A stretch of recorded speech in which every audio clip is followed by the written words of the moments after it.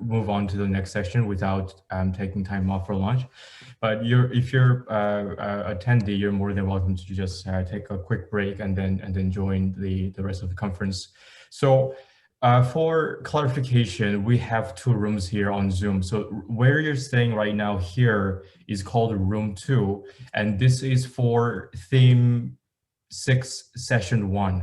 So if you're in this room, this is for theme 6 session 1, where about social inclusion and public participation, having Julie Ward as the curator of it. But if you are looking to join theme 4 session 2, which is urban transformation, shifting paradigms and urbanism, led by Camilla Wien, please click the end room button at the leave room, but blue button at the bottom right corner. But when you click it, it will expand and then show 3 different more options. And from there, choose leave breakout room. Don't leave meeting, leave breakout room, and then it will bring you back to the other room, which is for theme 4 session 2.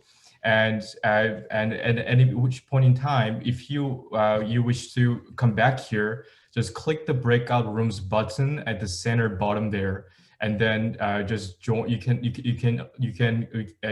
click join, and it will bring you back to this room, and that's how you can go back and forth between 2 different rooms. So this is right now theme 6 session 1, social inclusion, public participation. If you're a speaker for this session, you're in the right room. If you're a speaker for theme 4 session 2, which is urban transformation, please leave room and leave breakout room, not leave breakout room, and then join the theme 4 where you're supposed to be. Thank you so much.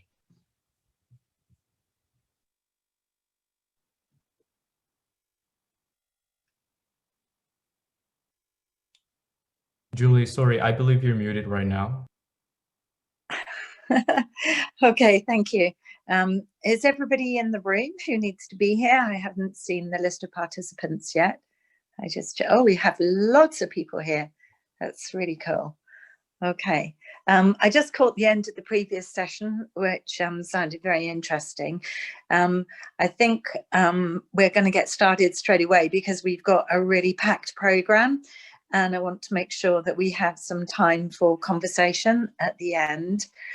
So this is a session about social inclusion and public participation, which is absolutely key to sustainable development, because if we don't have buy-in from our public, from our citizens, and if we don't include everybody, then I believe we can't really be sustainable. And as we have this conversation, I'd like you to think about who is the public, and particularly who's not in the conversation. And I was minded to remember my work with excluded young people.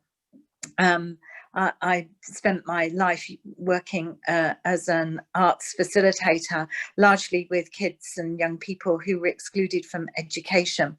And it was often because they were full of ideas. They were bright, they had lots of questions, but they couldn't really sit still, and they didn't really kind of fit into the classroom order. But often they would come up with the most brilliant solutions and fantastic innovative ideas. So I want you to think about who's not in the room, who are we excluding, and who is the public as we have this conversation. So the way this is going to work is going to be speakers are going to get 7 minutes. We're going to get messages when it's getting close to the end of your 7 minutes. Then we're going to have some responses from panelists, and then hopefully we get a discussion at the end of that. So the first person who I'm going to call is Jan Gustav Stradanese, who is a senior advisor on governance and sustainability, working with Pure Consulting. He debuted with the UN and the environment in the 1970s through the Stockholm Conference for the Environment. And it's really amazing to think that was, going back 50 years. and now it's really come to the fore. He's stayed working in this arena ever since, disseminating information on and teaching about UN issues during the 80s and the early 90s. Has followed through and worked with the UN Commission for Sustainable Development since 1997, was the liaison officer between the UN and the NGO community at the UN headquarters in New York. So Jan Gustaf, I hope you're here. The floor is yours.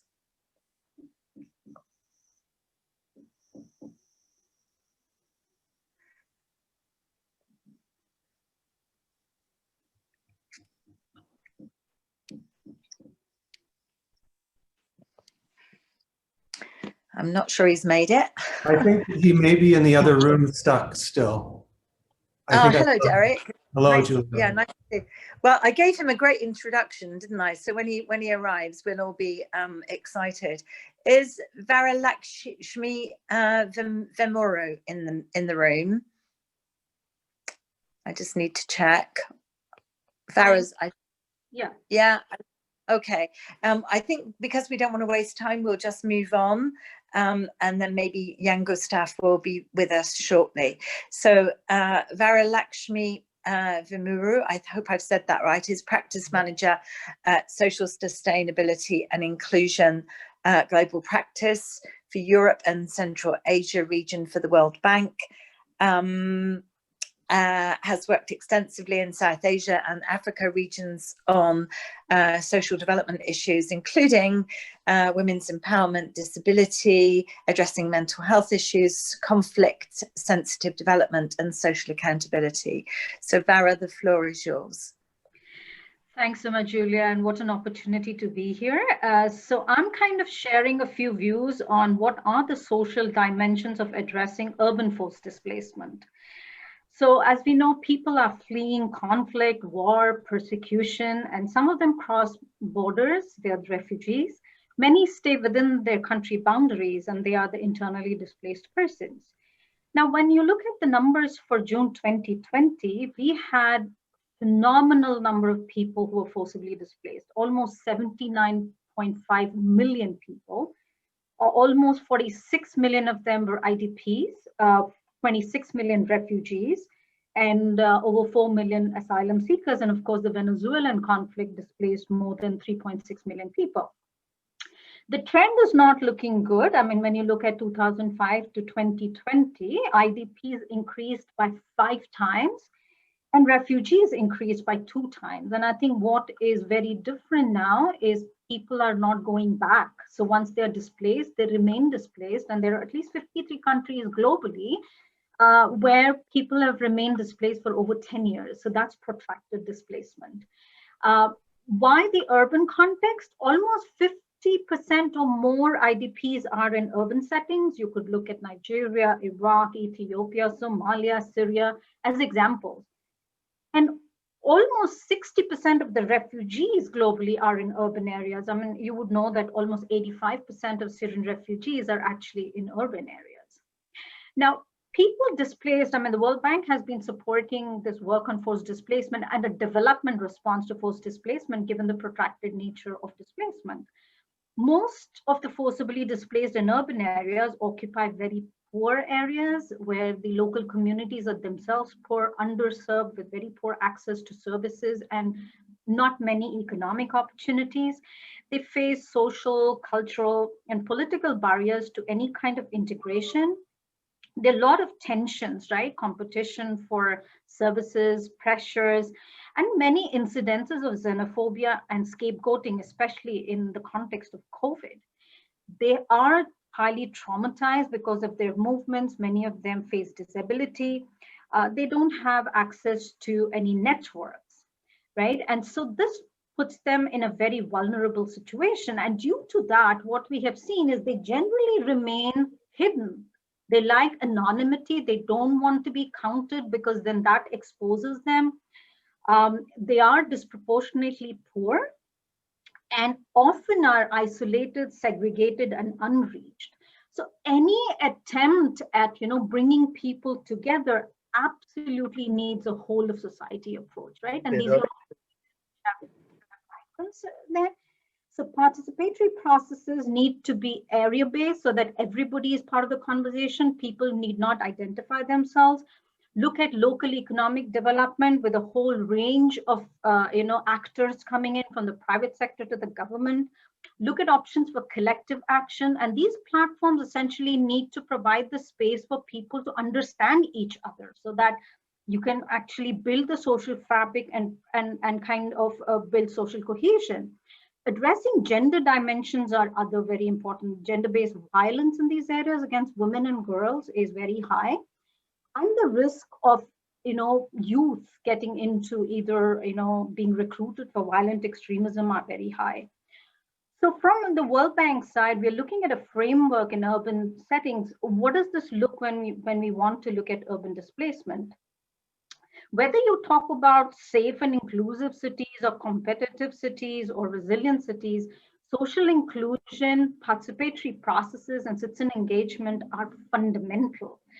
You could look at a multiple dimensions, right? There's spatial, the infrastructure, services, land, economic and institutional, but at the end of it, the social and security implications and dimensions are central because we're dealing with people. So what we are proposing is a people in place approach where the interventions need to actually address the needs of the people, both the refugees, the host communities, and also migrants if they are there, needs a tailored approach to the individual needs, to the household needs, and to the community needs. And very critically, it also needs to look at the urban environment. I mean, what is the infrastructure available? What are the institutions that are there? And then it will need a tailored approach. So people in place approach is what we're proposing, with social and security issues being fundamental to how we address the issues of forced displacement in the urban settings. Thank you very much.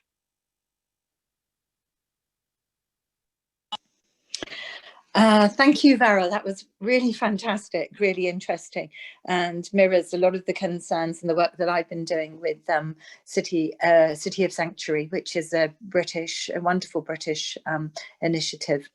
I'm just wondering if Jan has joined us yet. Is Jan Gustaf in the room? Is he with us? I just need to check. Yes, I am. Fantastic. Great to see you, Jan. Okay, I gave you, I already read out your biography, so everybody knows about your amazing work so far. So I'm just going to give you the floor straight away. You have about 7 minutes. Okay. No, I'm sorry, but I was actually given 12 minutes. So my prepared statement on 12 minutes. It's in the program. So I hope I can do that. Well, let's set off and see how we go. But and can I share the screen as well? If the technical team, if you can do that, and the technical team are there. I hope so. The host has disabled participant screen sharing. I need that, otherwise my statement is sort of wasted. I tell you what, Jan, if you can have a conversation with the technicians, I'm going to suggest that we go to the next speaker, okay? Because we've got limited time. So if you talk to Evan and Alex, okay? So is Peter Williams here? Is Peter in the room? He was to be the next speaker. Yeah, Peter. Yeah, that's great. Okay, Peter. Peter's president of the International Institute of Rural Reconstruction. Which is one of the world's largest rural development organizations.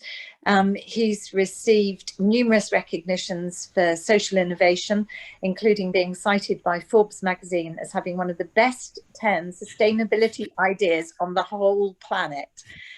He's a DevEx 40 under 40 international development leader and was acknowledged as leading one of the most innovative social impact companies in the world by Fast Company. So Peter, we're really privileged to have you with us. You've got 7 minutes and the floor is yours. Thank you so much, Julian. Thank you very much to the organizers for inviting me. I will say that I had a challenge similar to Jan, that I did prepare a deck to share. But I suppose if people are okay with no images and just hearing me speak, I'm okay with that as well. The context for I guess my talk is around supply chains. You know, it's very possible that I'm a bit of an outlier in this audience, because I'm well aware that we are speaking in the context of the urban economy and all that that means and refers to.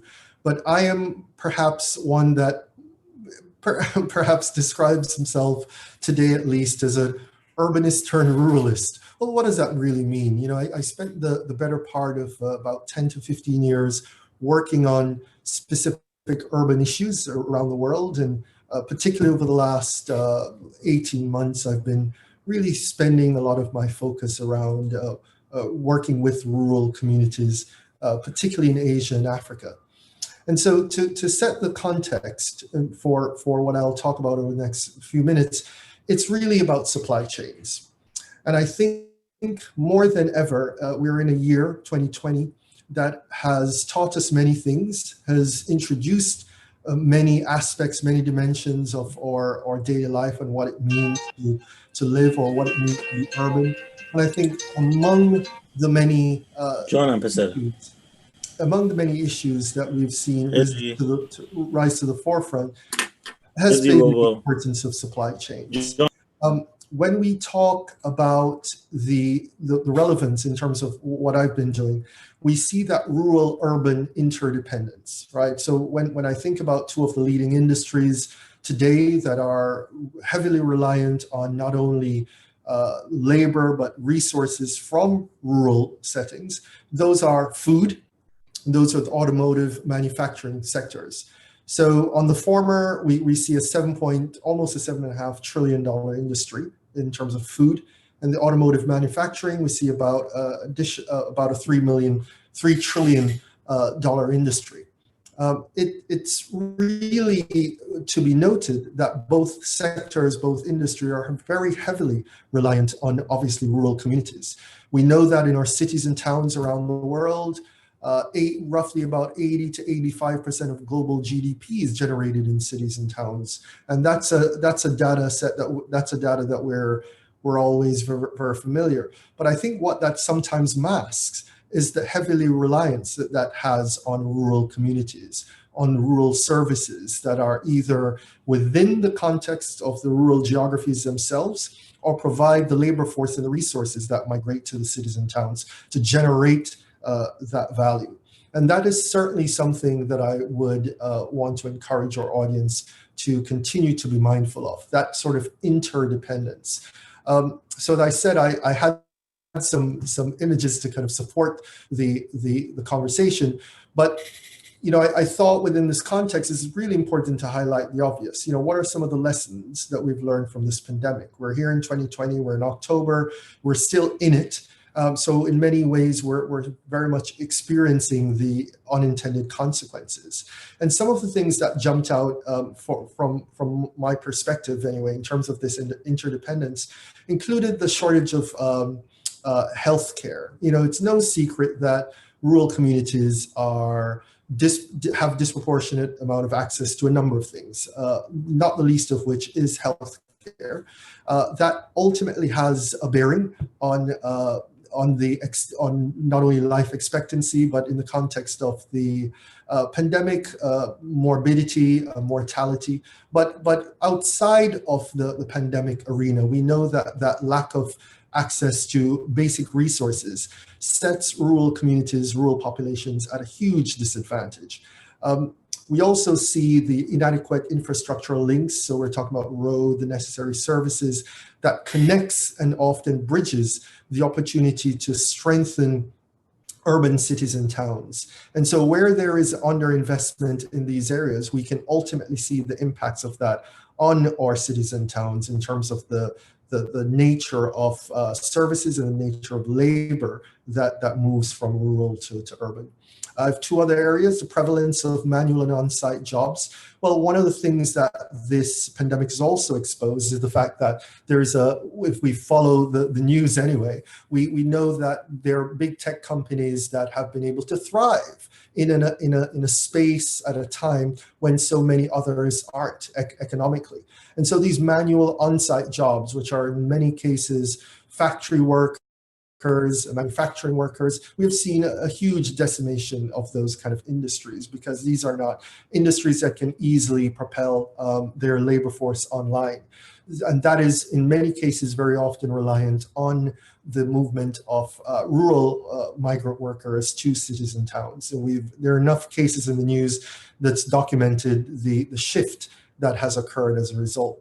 I was going to talk about a case study in terms of East Africa and Southeast Asia. What we saw coming out of over the last several months, Olam, an agribusiness firm, did some research that showed that there was a huge change in fact, over half, 50% of farmers were experiencing shortages in food for obvious reasons, because in many parts of the world, there has been a tremendous lockdown. Well, that shortage of food is not only affecting farmers and their immediate households, but obviously the ability to then move those goods, those food produces to the neighboring towns and cities.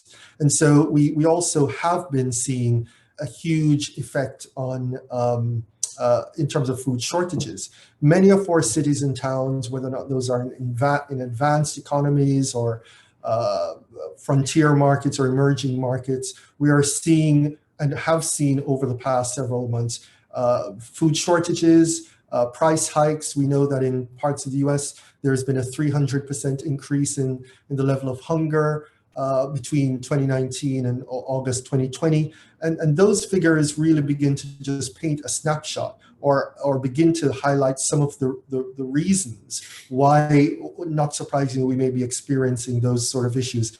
Countries like South Africa, we're seeing food shortages going up by as much as 90%. So it's really, I suppose, a missed opportunity to somehow ignore the importance of the rural economy, opportunities for improving rural development as a means for ultimately improving and growing urban prosperity and urban life. And then my last point, not surprisingly, is around recommendations. And we think, at least from the position where I sit, that it's a four-pronged approach, that we need to really provide an inclusive environment for farmers, for rural households to thrive. We need to empower these communities, particularly women, to really support entrepreneurship.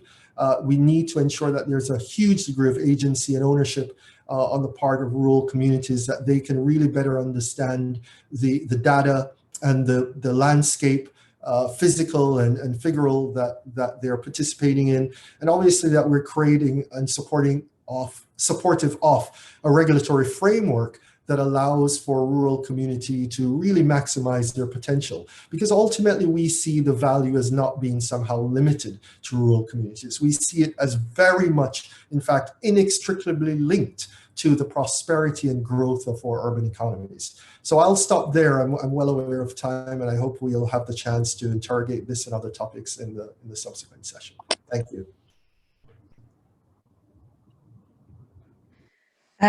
Thank you very much, Peter. I think you would have really liked our recent Collingwood Town Summit, because in the resolution there, we talked about the importance of towns connecting rural areas to cities, that connectivity and those through routes. So I think you and I are on the same page. So now I think we're going to go back to Jan Gustav. Hopefully he's going to be able to screen share. Are you there, Jan? I am. And let's try again, see if the techniques are on our side. Okay, good luck. Thank you, I need that. Let's see. And then, does that look like? Can you guys see it? Yeah, I can see it. Yeah, that's great. Okay. So Okay. off you go. Does it move? Am I not able to control this? Yes, I am. So, okay, thank you very much. Thank you for inviting me, and I am, of course, honored to be here. This will be a marathon run because I was given a bit more time, but I will try to stick to at least 7+. I'm not an urbanist. I am a historian with a degree in environmental sciences, and I also work on governance issues and the sustainable development goals. And if this thing here can move, it doesn't move for me. And the next one, please, if I am doing that. This is very slow. So I need to do this because so often we talk about the issues and talk about the problems. But we seem to forget the background, which is incredibly pertinent to have in mind all the time. We need to remember, am I controlling the slides or not? We need to remember, as Rockström in University of Stockholm said, the lower level, the biosphere, is non-negotiable. Without nature, nothing exists. And the next slide, please. Remember what happened last year when the IPBES presented their fantastic overview. And next slide, please. They said basically that if we're not changing our ways of life and the way we work with environment everywhere, we can face the extinction of 1 million species. Next, please.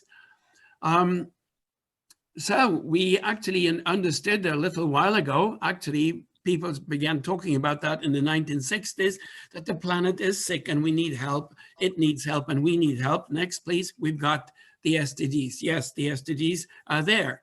And we tend to forget them. We tend to forget that the SDGs are part of a bigger plan. Next, please.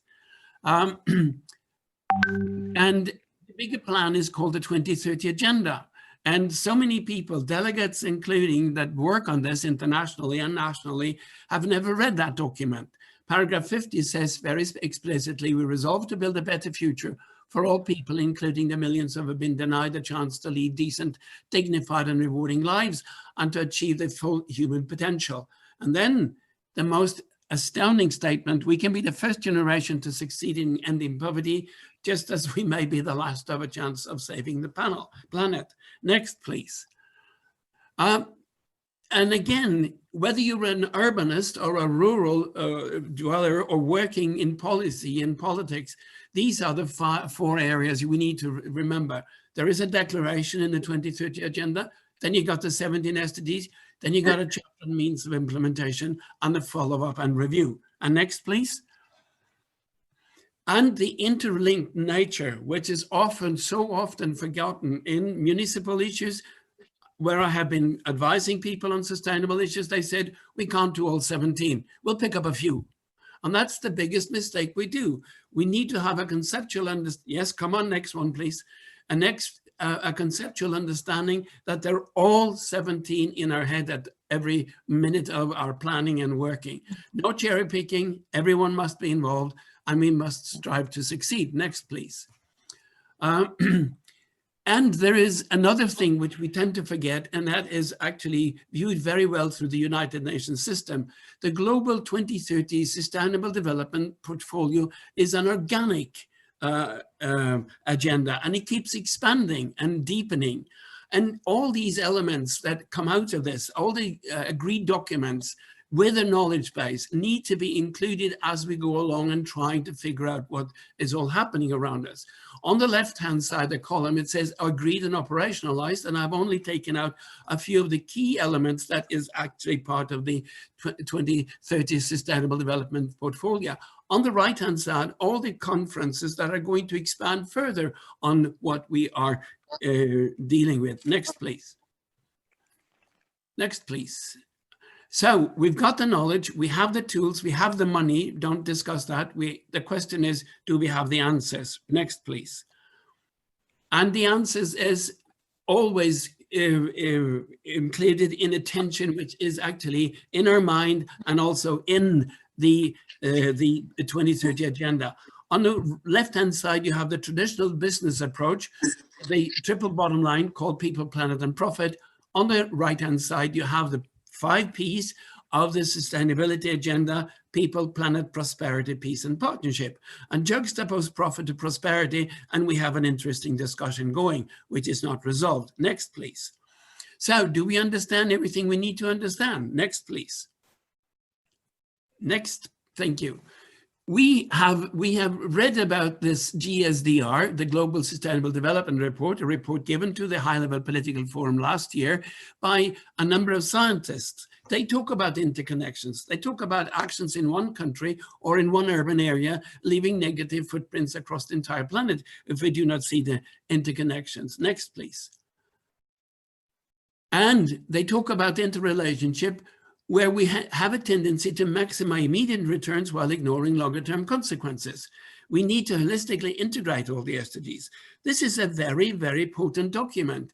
And again, I'm surprised to ask people who are in the midst, either be that urbanist or nationalist, do you understand and do you know these things? And I said, what is that document? Next, please. So I've done an overview of how the different stakeholders are prepared on local, national, and regional level. This is based on my work with delegates over the past 4 years at the High-Level Political Forum and in regions. And you can see that when you talk about government and business, they're high on almost every level, be that influence or interest. If you look at civil society and NGOs, it's not a very good position. Next, please, and you'll see the same tendency here when you come to ability to implement or preparedness. And this is absolutely dramatic because the 2030 agenda says almost in every paragraph, people need to be involved if we're going to make this happen. People, civil society, non-state stakeholders need to be involved, and they are not really there yet. Next, please. So this is at the crux of social inclusion and public participation. At the High-Level Political Forum every year, there is a voluntary national report by countries. More than 200 such reports have been delivered since 2016. Next, please. These reports reveal something interesting. There are different qualities. On the top level, I point to the fact that some countries have just established a body to report on what they've done on this particular year. These reports are very low in substance. Then there are countries with a coordinating body, and they have more substance to it. But the third one, where you see countries with a holistic national strategy for sustainable development with a multi-stakeholder consultation process, that's where you have real public participation. And these reports are also substantive. Next, please. What is the problem with sustainable development? Well, a very interesting report came out having looked at the sustainable development issues over 30 years, and they say that on the left-hand side, sustainable development has finally reached political legitimacy. But there is a tendency to think about sustainable development in either one or two issues. One, efforts are made to adapt development, thinking to sustainable development and tick boxes. Or two, develop two strategies, one based on traditional development thinking and one on sustainability. In both cases, sustainable development is given the lower priority. So we're far from reaching the situation where we want to be. Next, please. This is an overview that the UNHLPF did, and they show that only 44% of all the countries in the world have a national coordination body. And that is a long way to go to 2030. Next, please.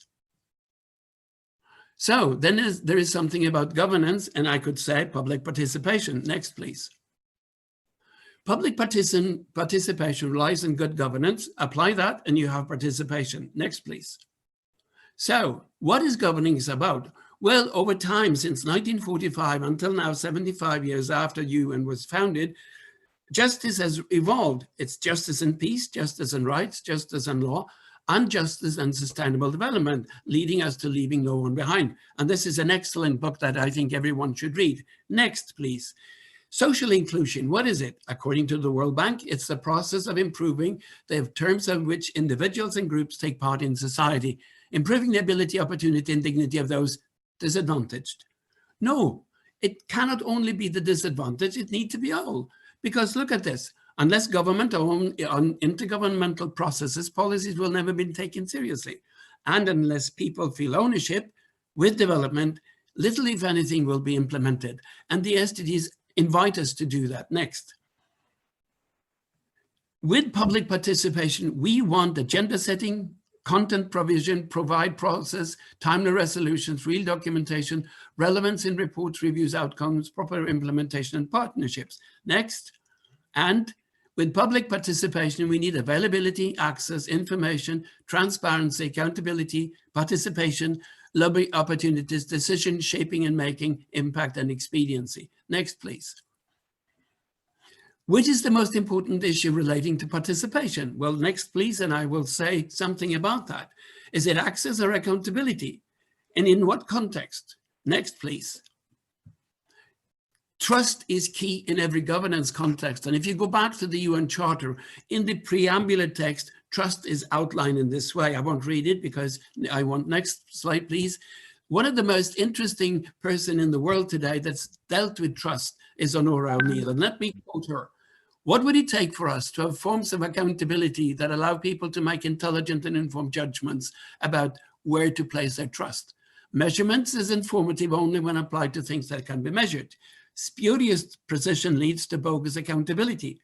Can we hold professionals to account without inventing illusory methods of accounting? On the basis of serious accountability is experience, independence, and good communication. We need to consider which forms of accountability are needed to support which relations of trust and which professional standards. If we don't answer these questions, public participation is absolutely not interesting. Does governance direct reality? Yes. But monitoring indicators, are they relevant? Whose interest do they reflect? And who developed the indicators? On which values are the indicators based? Collective goods, society's goods, monetary values, right-based systems? There are so many questions we need to answer when we talk about a social inclusion and participation. Next, please. To accomplish all this, we need a new conceptual thinking. And the lower part there says effective and relevant governance must reflect the 9 dimensions that are listed in the 2030 agenda. Next, please. 1, we have 3 elements called integrated, interlinked, and indivisible. Next. Then we have universal, people-centered, and planet-sensitive. Next. We have social, economic, environmental dimensions. And when you put this together in the next slide, and you think about this at the simultaneous time, you have what you call transformative sustainable development. Next, please. In conclusion, next, please. Social exclusion is multidimensional. Social inclusion is defined as the process of improving the terms of participation in society, particularly for people who are disadvantaged. But next, please.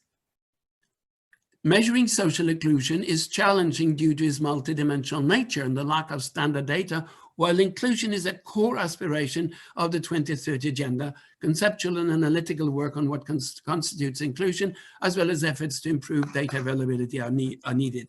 If you can't have all these elements, it is actually illusory to talk about public participation or social inclusion. Even in the most dictatorial regimes, we have what's called symbolic public participation. And the next, please.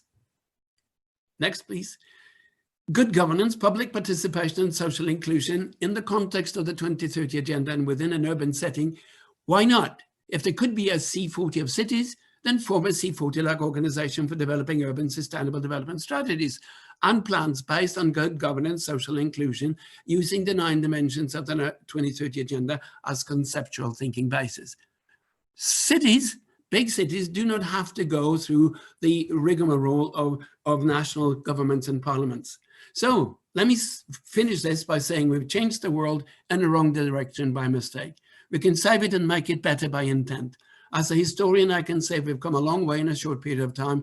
As an environmentalist, I say we haven't come far enough. So please move forward. And the next, let me just emphasize the fact that optimism is the fuel of heroes, the enemy of despair, and the creator of the future. And the last one, please. All of these are available if you want them. Call me, talk to me. Thank you so much for listening and being patient with my erratic behavior. Fantastic, Jan Gustav. I'm so glad we were able to have you do that. I know it was at breakneck speed, but to see the slides and to hear you speak about that and take us on a really important learning journey was I feel privileged. Thank you.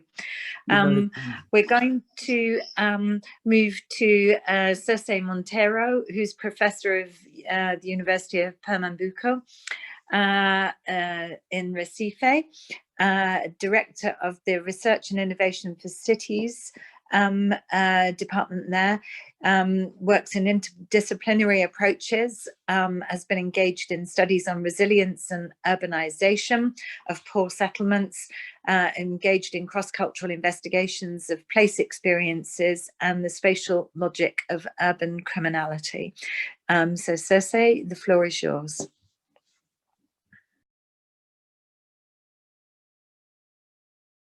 Oh, yeah. I have a presentation also. I don't know if it is ready.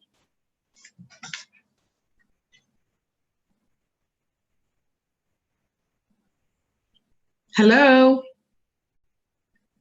Yes, Circe, we can hear you. Oh, okay, thank you.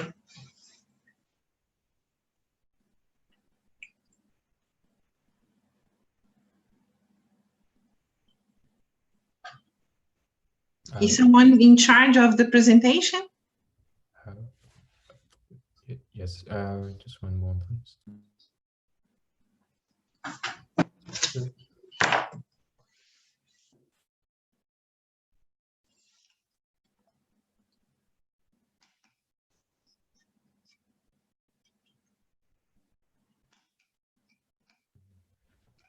Circe, could we suggest you to send us your file, and then while we do that, we'll move on to the next speaker and then get us. Oh, I sent the file previously. Okay, I think. Circe, I think because we have limited time, I'm just going to ask Derek Gibson if he will speak now, and maybe our technical team will see if they can sort out the issues. Okay, but it's good to see you here. Okay, so I'm very pleased to present Derek Gibson, Councillor of Oshawa, Canada. We've been working together for nearly a year, involved in the Urban Economy Forum last October. So Derek's a public servant. He's been putting into practice his belief for over a decade about building a better Oshawa. He's working in leadership roles, advancing positive change, and